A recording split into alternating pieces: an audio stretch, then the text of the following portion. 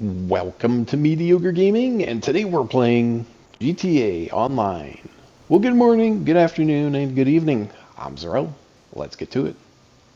Alright, so today we're talking about the client jobs, since this week they are double the money.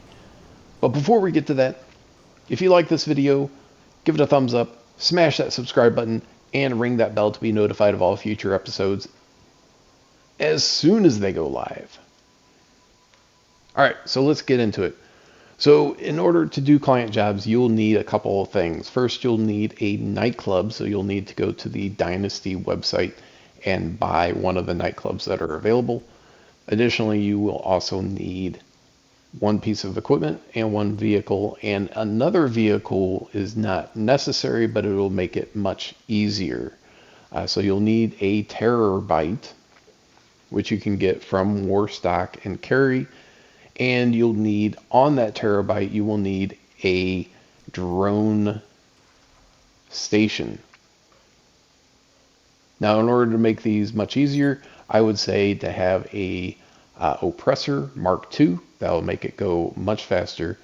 Now, there's two jobs that go relatively quickly and are relatively straightforward and easy.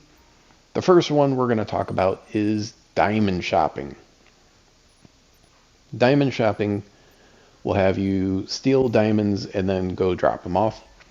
Now, it's important to note that all the client jobs are free mode jobs. That means that only one person can be running a free mode job at one time. So if you're doing a client job, no one else can do either a client job or a VIP job or an MC job. That is also considered a free mode job. So if someone else is running one, then you wouldn't be able to start one, and it would say so. So either go into a session that doesn't have a lot of players, or a session where people aren't as concerned about free mode jobs.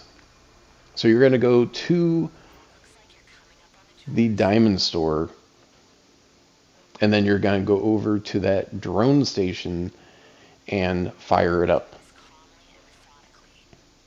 Additionally, since it is a free mode job, other players can participate, also known as trying to take you out to take your loot. So there is that aspect to it. So being able to complete the job quickly is certainly going to be important. Now you'll want to take out these two guards outside, because as soon as they see you, they'll start firing, and then that sets off a whole cascade of events, so it's better to take those guys out. Now you cannot take out the guards inside of the building, because that will set off the alarm. So just go into the little room and take out the security panel. Once you do that, go back to the Terrorbyte and then get on the Oppressor. Now when you get on the Oppressor, go ahead and leave the Terrorbyte, and it'll put you in one of several spots. So orientate yourself and then go towards the diamond or jewelry store. And what you'll want to do is you'll want to park facing to the north, just ahead of the armored car. So once you do that, get off, pull out your favorite gun, whatever that happens to be, and then go to work. There are 4 guards inside, one that is very close by the door, and then the other 3 are towards the back, and one of them is holding the diamonds. You'll see the green arrow right over where the diamonds are, so you don't have to search for them. Now, once you leave the store, 2 things are going to happen. The alarm goes off, which alerts the police, but also it will alert other players in your session. So you're going to want to move as quickly as possible and get out of that area. You're going to want to go right between those 2 peaks there, aim for it, because the drop-off point is in that direction. So, of course, at this point, you can call Lester and have the cops removed from your tail And that is certainly something that you could do. However, if you're using an oppressor, it's not going to be an issue. If you're using a car, then it will. If you do not have an oppressor, you could also use a buzzard or a sparrow, something that is helicopter based, that also has heat-seeking missiles, will help you get these jobs done quickly. And just aim for this area here. There's like 3-4 trees on the side of a mountain that you can aim for. At night, it's hard to see, but you'll have seen me pass them getting to this location. Now, once you finish, that's an easy 60,000, normally 30,000, but since it's doubled, it's 60,000. And then, of course, make sure to bank that right away so no one can take that away from you. And one last thing, just as a courtesy to other players, make sure that you put your terabyte back into storage, either that or drive it off, because when it's sitting there, no one else can do the diamond heist. So it's just a nice courtesy. You wouldn't want someone else blocking you from doing it, so don't do it to other people. All right. And that is it for diamond shopping. Is it worth it? It was 4 minutes, and we got 60,000. There really aren't that many things that you can do that'll get you 60,000 from start to finish right away.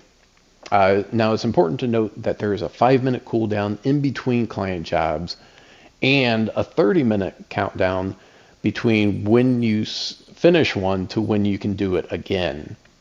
So the second one is robbery in progress. So once you start it, you're going to go straight back to that handprint scanner, and you're going to be looking at monitors and just cycle through them until you get to the bank robbery. And that will be easy because as soon as you switch to it, you'll start hearing gunfire and some cars, and you have the right one. So if you don't see that or hear that, just switch to the next one. All right, so here it is. And then once you get there, just pan over until you can hack the bank camera. And then pan over, you can see a bank guard and a robber. Okay, and once it says go back, then you can go back and get on your oppressor. Like I said, if you don't have one, just have a sparrow or a buzzard sitting nearby next to your terabyte that you can take. All right, and then you're off. So what's going to happen is there are a number of different banks that this could be at. And each location is unique. So there's a number of banks that you could be going to, and then correspondingly, there are unique drop-offs for each bank. We'll talk about that in a minute. So when you come up to the bank, there'll be 2 cop cars outside. They'll be engaged with the bank robbers, take out the police, or shoot your heat-seeking missiles.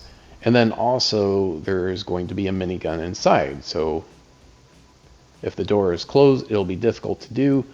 But if the door is open, it'll be very easy. And I just happened to luck out that he ran out and got taken out. Now, don't forget the guy that you saw on the monitor with the shotgun, because it'll be very easy for him to take you out at close range when you turn that corner. Now, once you pick up the money, the cops are going to be on you and other players.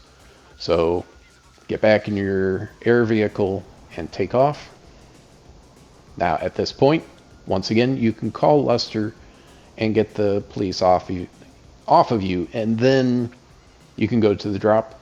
Especially if you don't know where the drop is, it might be a good idea to call Lester. If you've done this a few times where you kind of know where the different drop-offs are, then you can just head in that direction. By the time you get close to the drop-off point and you're in an air vehicle, it should be ready to go.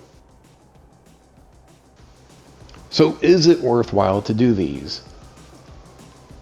When you're doing these and it's only taking you, a matter of 4 minutes, 5 minutes, it certainly seems worthwhile to get those, $60,000 for only doing, 4 or 5 minutes of work from front to back. Anything like special cargo or special vehicles, stuff like that, there's setup and there's extra time, and you just can't compare that.